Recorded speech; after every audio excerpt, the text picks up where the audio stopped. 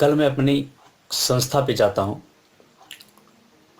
और वहाँ पे मैं एक ऐसे छात्र से मिलता हूँ जो बहुत ही निर्धन होता है। उससे मेरी कुछ बातें होती हैं तो पता चलता है कि उसके पिताजी नहीं हैं। छोटी उम्र में उसके पिताजी और उसकी माताजी दोनों का देहांत हो चुका था। तो ये सब कहते कहते बच्चा रोने लगा।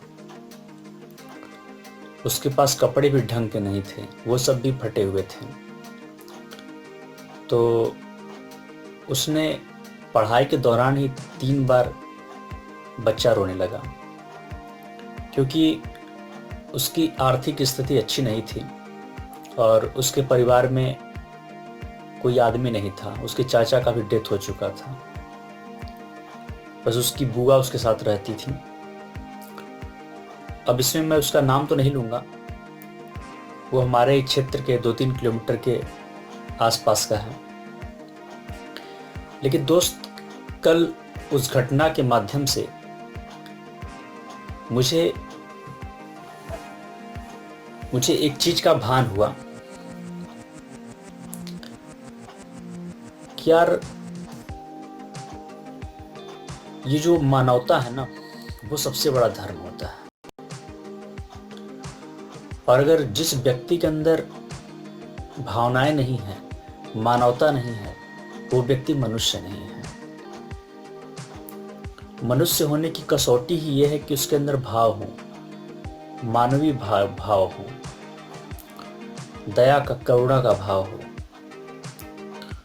और दोस्तों, कल की घटना से ये बात समझ में आती है कि एक व्यक्ति कितना अभागा हो सकता है।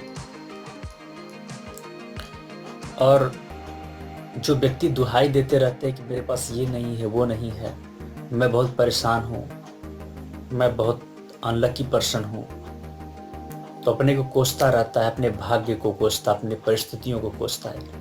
मित्रों, अगर आप अपने आसपास नज़र उठाकर देखें तो ऐसे बहुत सारे उदाहरण मिल जाएंगे जो आपको बताने के लिए पर्याप्त है कि आप कितनी अच्छी स्थिति में जीवन यापन कर रहे हैं। क्योंकि आपसे बुरी परिस्थितियों के लोग जीवन को जी रहे हैं, आपसे भी गई गुजरी स्थिति में लोग अपने जीवन को जी रहे हैं। दोस्तों, भगवान का ये बनाई हुई जो सृष्टि है, जो संसार है, उसमें बहुत ही विविधताएं देखने को मिलती हैं। कहीं न कहीं ये भगवान का कुछ खेल ही समझे या कुछ समझे, लेकिन ये सब कुछ ईश्वर के अधीन हो रहा है। तो एक उस परमपिता परमात्मा को अपना आश्रय मान करके उसी नारायण की हम लोग शरण लें। और दोस्तों, कल की घटना से हमें एक सीख लेनी चाहिए कि हर एक व्यक्ति जो इस चीज़ को लेकर के अवेयर है कि अपने आसपास के छात्रों को, गरीबों को, उनकी स्थितियों से थोड़ा सा उबारने के लिए कुछ उसकी हेल्प कर सकता है, उसकी कुछ सहायता कर सकता है। जैसे हर एक व्यक्ति बहुत कुछ न कर सके तो ठंड के मौसम में एक गरीब के घर 1-2 कपड़े भिजवा दे, चैरिटी करे 10-20 लोगों को, सक्षम लोगों को लेकर के। कुछ किताबों की कमी हो तो उसके यहाँ भिजवा दे, कुछ राशन की कमी हो तो उसके यहाँ भिजवा दे, या उसके घर में किसी को रोजगार की व्यवस्था करा दे। तो ऐसे छोटे छोटे काम हैं जो समाज में जो चेतने वाले लोग हैं, इसको ध्यान दें और अपने आसपास की स्थितियों को सुधारने का प्रयास करें। तो ये मुहिम हर एक क्षेत्र में चलाई जा सकती है और विश्व में शांति का और आनंद का संचार किया जा सकता है। तो दोस्तों, हर एक व्यक्ति को ये संदेश पहुंचाना अति आवश्यक है कि अपने क्षेत्र में ऐसे लोगों को देखें और हर संभव जो भी प्रयास बन सके करें और उसको उस स्थिति से उबारने का प्रयास करें जितना हम कर सकें। बाकी भगवान की इच्छा, भगवान उसको किस स्थिति में रखना चाहता है या उसको कुछ सीख देना चाहता है, ये तो ईश्वर के ऊपर है। लेकिन असली सुख, जो असली आनंद है ना, वो उसी में है कि किसी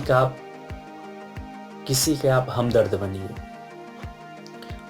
इससे उसके दर्द को बांटने में हम लोग उसकी सहायता करते हैं, और वो जो हम लोग सहायता करते हैं ना, यकीन मानिए हमें बहुत देता है, हमें बहुत आनंद देता है।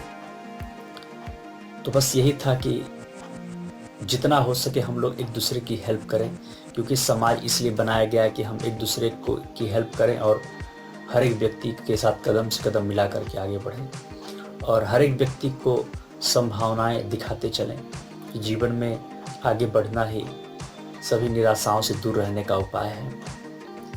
और दोस्तों, मुझे लगता है कि सबसे बड़ी सफलता यही है कि आप जीवन के हर एक दिन मानव धर्म का पालन करें।